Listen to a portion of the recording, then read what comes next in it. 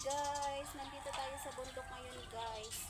So binalikan natin ang papaya. Sayang naman kasi walang kumukuha guys. At meron ng 3 hinog. Oh, dito. Kuhanin ko lang yung abot ko.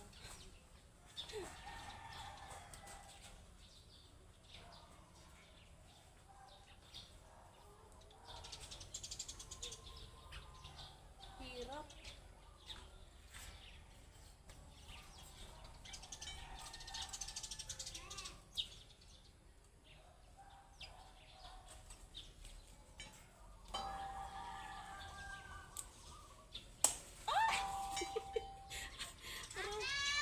Isa lang nakuha ko.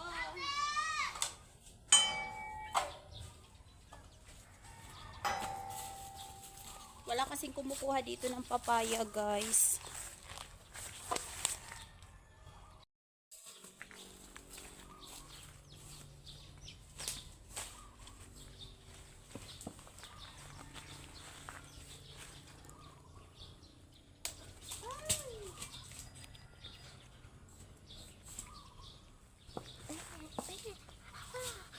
Tuloy.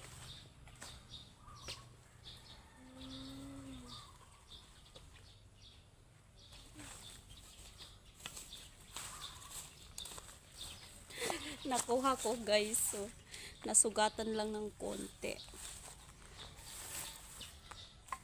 Ayan, ito na ang nakuha kong papaya guys. Bali 3 siya guys. May sugat yung isa pero pwede na siyang kainin. Hinog na siya. Yung dalawa, mga 2 araw pa siguro to, 3 araw pwede na rin. Dito tayo sa likod, ikot-ikot tayo dito sa bundok guys. So ayan, malapit na mapuno ang fish pond dito guys. Merong mga tilapia dyan. So dahil umulan, kaya malapit na siya mapuno. Dati kunti lang ang tubig nito guys. Tapos malalaking tilapia ang nakukuha diyan. Tingin lang ako kung meron pa kalabasa.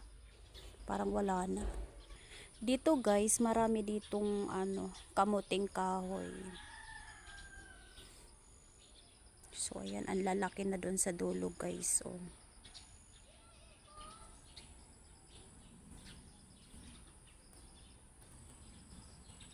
wala na ring talong dito, naubos na.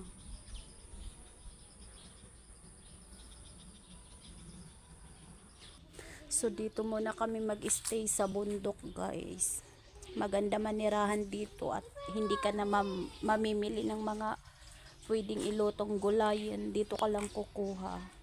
So ayan.